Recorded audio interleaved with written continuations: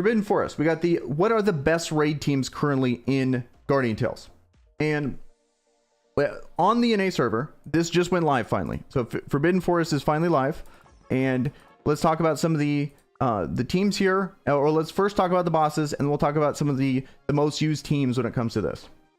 We got a very good infographic. I wish I knew who to credit this for, but I found this on my Discord, like the legendary server Discord, and someone posted this, and I think this is very helpful.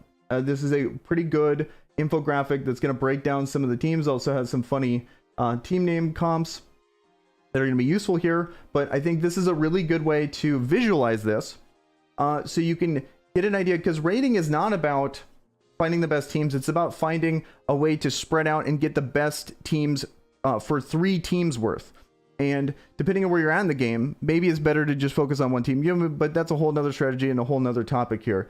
But what I like about this is someone that's trying to actually use all 3 teams. I like to be able to visualize this and see, okay, do I put Tinia on the light team? Do I use Tinia in my earth team, for example? And sometimes when it comes to these raids, earth teams are not viable. So you can actually get away with moving Tinia off. Or sometimes a dark team's not viable, so you would take Lilith and put that on a fire team. There's a lot of situations where you take characters of another element and put them on another full team there, and you actually gain a benefit there. So in this case scenario, so in last one, I was putting Tinia on my my light team the whole time, and it didn't bother me because I wasn't really using an earth team. But this time I'm totally going to be using an earth team because it's one of the best teams that does some of the most damage, and Tinia is a big part of that team. So instead of Tinia on the light team, I'm going to be using Nari.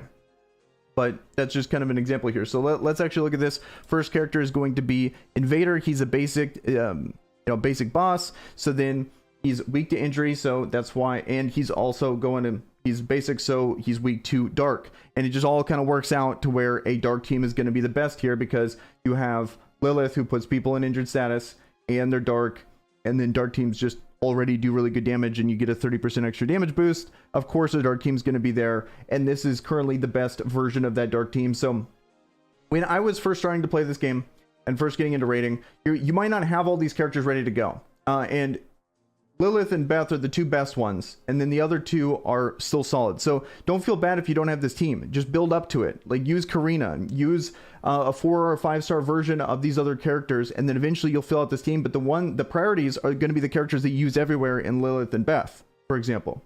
And then let's look at Marina. Marina is definitely going to be Earth all over the place, and this is exciting because we just got the new character in Camille. And what I think is really cool about this is, first of all, she's weak to everything, so you can actually chain with, you can either do Mayriel, you can use Camille, or you can even use Bari or Tinia, and all of them are going to work out very well for you as the main leader. And I've never seen that before, where all 4 characters in the team all can be used as the main character and do very well. I'm talking like 15 to 17 million damage with the Earth team. So Earth team is all, just from a raw damage perspective, one of the best possible teams you can use for raiding.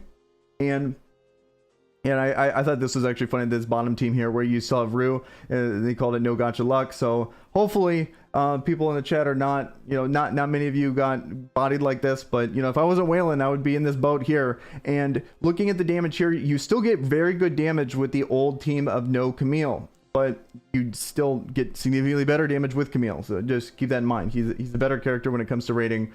And at the moment, before the Rue buffs, I don't know yet, she's getting buffed, he's currently a better arena character. But I think this is going to be the major team here. I know it's all all unique heroes, so if you're just starting out on the rating, I would definitely focus on Mayriel and Bari are probably going to be the 2 main ones you're going to want to when it comes to the damage perspective, probably the core of the team, and then the other ones are mainly bonuses, but they're very big bonuses that are really going to make your damage ramp up. So you really want to have all of them. And then we got the water teams are going to be used on this guy. Goblin Chief is a very easy boss, and water teams have historically been used against him. He just always happens to be fire for some reason. I don't know why that is. Like, Invader's usually basic. Maybe they're on a rotation where only each one of them is a couple different elements, but I've seen this a lot. Garam teams are going to be the way to go here. And I feel like Garam teams are probably the most accessible rating team you can possibly have, because you could go Coco and Elvira, two rare characters, and still make a very good team here. And then, but this is currently the main water team now. And if you look at it, you have two different elements. You have Lucy and Nari on here, and it's still a very good team, and it's still a water team. And what people will do is they'll just change the weapons to other element weapons here. So Nari will have a water basket, and then Lucy will have a water staff or whatever. So it's like, and I think it's cool that you can do that in this game. And the reason why you do that is because, first of all, you're getting the 30% extra damage because it's water damage versus fire, and you're getting a 50% boost to water because of Garum. So it's a no-brainer to do that. And I think it's cool. And then just these two characters here in Veronica and Lucy are splashable in other teams as well. They bring a lot to rating. These are really good components that are good right at 5. You don't need to max limit break them if you don't need to, if you're trying to be on a budget when it comes to rating. Very good units that are not pigeonholed to the water team, but at the moment this is where they're best used, so that's why you're really only seeing them there. And then this lawnmower team is probably one of the weirdest, most unique teams when it comes to rating. But if you happen to have not only lawn and Yuze up, but you could totally use this team. But I think this is just a fun, cool team that it gives use to Yuze, gives use to lawn, where they not necessarily are pretty viable in other game modes. They're not really used at all, and so it's kind of cool to see them there. Then lastly, we have Sandy, which is notoriously one of the hardest bosses to be here because she moves around a lot, and it's all about having the big numbers, looking good for your raid. And so characters like this, characters like Harvester, are usually avoided because you're not going to do as much damage. You're not going to look like you're doing as well for the guild. As you can see here, even she's totally skipped. No, actually, as you can see here, she's totally skipped. Speaking of how no one wants to bother with her, let's see. By then, nope, still no one's wanting to take her out. But because she moves around so much.